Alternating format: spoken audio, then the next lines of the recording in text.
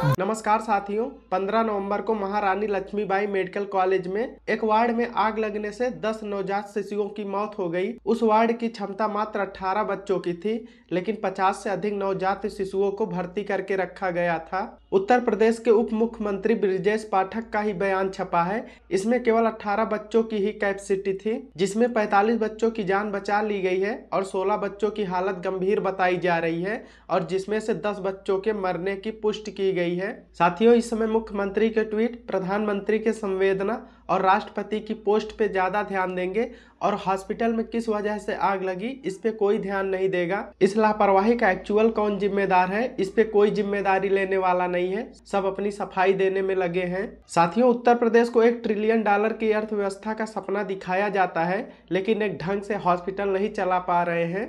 क्या इस घटना के बाद भविष्य में ऐसी कोई घटनाएं नहीं होंगी, इसकी कोई जिम्मेदारी नहीं है। साथियों, इन 10 बच्चों के माता पिता और परिवार पे क्या बीती होगी, शायद ही कोई सोच रहा होगा। लेकिन हमारी मीडिया भी इस समय इन रोते बिलखते माता पिता पे कम फोकस होगी, लेकिन योगी आदित्यनाथ के मुआवजे पे ज्यादा फोकस करेगी। साथियों, ये जो झांसी का मेडिकल कॉलेज है, यहाँ पे लोग सैकड़ों किलोमीटर दूर से अपना इलाज करवाने आते हैं।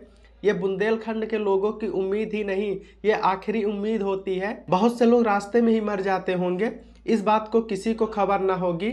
साथियों, जब इस हॉस्पिटल में आग लगी तो अलार्म भी किसी प्रकार का नहीं बजा और आग बुझाने में लगभग 2 घंटे लग गए। साथियों, यहाँ पे सबसे आश्चर्यजनक बात यह है कि जब उत्तर प्रदेश के उप मुख्यमंत्री ब्रजेश पाठक इस हॉस्पिटल का दौरा करने गए तो रोड के दोनों किनारे चूना डाला जा रहा था। मैं यहाँ पे सवाल पूछना चाहता हूँ कि इतना प्रोटोकॉल किस बात के लिए फॉलो किया जा रहा है इस विषम परिस्थिति में। जिस माता पिता ने अपने बच्चों को खोया है, जब वो घर वापस जाएंगे तो क्या उनके घर तक भी चूना डाला जाएगा? जिस हॉस्पिटल में आग बुझाने के लिए 2 घंटे मशक्कत करनी पड़ी और वहां पे रखे गैस सिलेंडर पहले से ही एक्सपायर पड़े हुए थे, उसकी व्यवस्था नहीं की जा सकी, लेकिन मंत्री या नेता के आने पे रोड के दोनों बगल चूना डालने की व्यवस्था तुरंत हो गई। इस पर योगी सरकार को काफी ट्रोल किया जा रहा है। बस यही हमारे सिस्टम की लीपापोती चल रही है। साथियों, जब बच्चों को आईसीयू वार्ड में रखा जाता है तो उनके हाथ में माँ के नाम का एक स्लिप लगा दिया जाता है और पैर में एक रिबन लगा दी जाती है।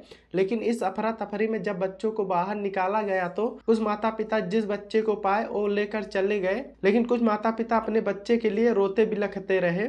लेकिन इस कॉलेज के प्रिंसिपल ने ऐलान किया कि 51 सीट का बेड वार्ड तैयार हो गया है, जहां एनआईसीयू को शिफ्ट किया जाना है। जब मूल घटना से हमारा ध्यान हटाना होता है तो तब नई नई घोषणाएं होना शुरू हो जाती हैं, जैसा कि सब कुछ इस दुर्घटना का इंतजार कर रहा हो। साथियों, जनवरी 2024 में न्यूज निकल के आती है कि रानी लक्ष्मीबाई मेडिकल कॉलेज में अब शिशुओं के लिए बेहतर इलाज होगा। बाकी आप लोग इस वीडियो के थ्रू समझ ही गए होंगे कितना बेहतर इलाज हुआ। लेकिन जिस प्रदेश में ऐसा हुआ, वहां के मुख्यमंत्री कुछ ही घंटों बाद अपनी रैलियों में व्यस्त हो गए। इसी पे कांग्रेस की सुप्रिया श्रीनेत का ट्वीट आया। प्रदेश के जिस सरकारी मेडिकल कॉलेज में 10 बच्चे जलकर राख हो गए, वहां के मुख्यमंत्री कुछ ही घंटों बाद अपना चुनावी भाषण संबोधित कर रहे हैं। किस मिट्टी के बने हैं ये लोग? इनके अंदर कोई संवेदना है या नहीं? ये कैसे पत्थर दिल के लोग हैं? निशब्द हूँ। प्यारे साथियों, इस घटना पे आप लोगों का क्या थॉट है, कमेंट बॉक्स में जरूर बताएं। आप लोग हमारे चैनल को सब्सक्राइब करिए। ये चैनल आप लोगों के लिए फ्री है, लेकिन इससे हमारी काफी हेल्प होती है। फिर मिलते हैं ऐसे किसी अपडेट के साथ, तब तक के लिए नमस्कार।